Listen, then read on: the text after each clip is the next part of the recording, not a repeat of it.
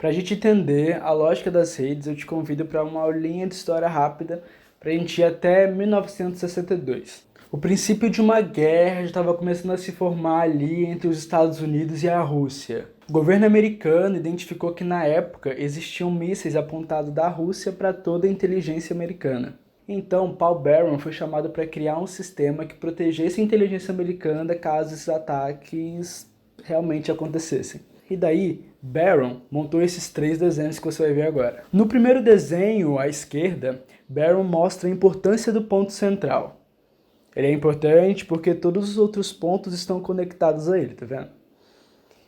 E era assim que o sistema norte-americano de inteligência estava constituído na época. Se um míssil atingisse o ponto central, tudo era perdido. Esse modelo centralizado se desenvolveu para o descentralizado. Então a gente tem esse segundo modelo aí, em que ainda existe um ponto central e grande parte dos pontos estão ligados a esse ponto central. Mas existem também algumas subdivisões desse ponto. Ou seja, se o ponto for atingido, o sistema não sofre tanto, porque teria outros pontos ali para transitar a informação, correto? Mas se o ponto central fosse atingido, tudo se perderia, porque os pontos mais importantes ainda estão conectados ao ponto central. A solução então se desenvolve para as redes, em que Barron propõe que todos os pontos estejam interligados entre si.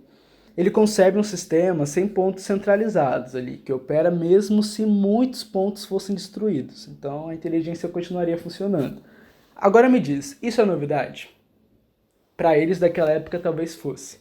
Mas se eles se lembrassem um pouco mais, eles poderiam perceber que a natureza já faz isso há um tempão. Esse sistema é utilizado numa folha, por exemplo, onde se ela tiver uma parte arrancada, isso não prejudica com que os nutrientes continuem chegando aonde precisam chegar, porque o sistema de redes ali é complexo e super conectado. O mesmo acontece com os nossos neurônios para transferir e passar informações ali entre eles. Então, pegando esse modelo de Paul, já dá para fazer bastante analogia aí, não dá? O modelo centralizado pode fazer referência aí a um negócio de família, onde um avô, um pai tem um negócio e tudo que está relacionado a esse negócio está conectado diretamente a ele. Já o modelo descentralizado é o que a gente mais vê acontecendo por aí, principalmente nas empresas e organizações tradicionais. A gente tem os executivos e os CEOs que exercem o poder de liderança, mas a gente também tem os supervisores, os coordenadores que também exercem um certo grau de liderança, um certo grau de influência sobre outros colaboradores. E podemos relacionar ao terceiro modelo, o modelo de rede, ao que está começando a surgir agora dentro das startups,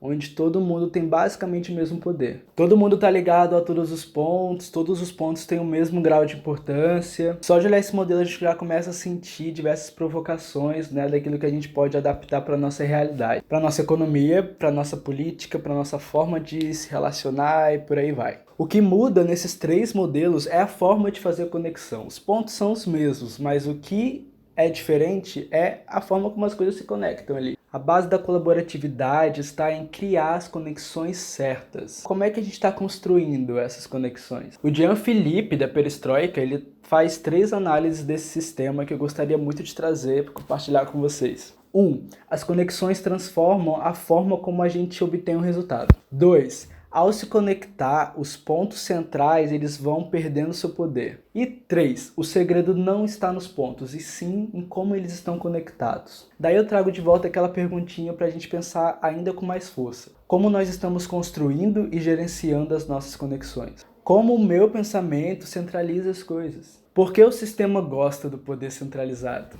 E como esse sistema afeta a forma como a gente vive? Como eu fui ensinado a pensar e a criar esses sistemas? De forma centralizada, descentralizada ou em rede? Como é que eu faço para transformar esse aprendizado? Como eu posso fazer hoje para criar cada vez mais conexões e potencializar esse nosso sistema de rede? Vamos fazer uma reflexão para esse momento que a gente está vivendo hoje do Covid-19, tá? O que a gente mais tem hoje são esses modelos descentralizados. Como isso está afetando a nossa forma de viver? Como isso está afetando a nossa economia? Como isso está afetando os nossos processos? Você consegue ver a importância de uma rede colaborativa? Porque assim, por mais que esse sistema seja descentralizado, existem alguns pontos centrais que são vitais ali. E se esses pontos centrais eles começam a entrar em colapso, todo o sistema também entra em colapso junto. E é isso que a gente está vendo acontecer hoje nessa crise do Covid-19. Ver a importância da gente desenvolver uma economia e uma cultura colaborativa? Então, beleza, essa aula vai ficando por aqui e a gente vai conversar um pouquinho mais a fundo sobre o que é a economia colaborativa na próxima aula, beleza? Bora lá!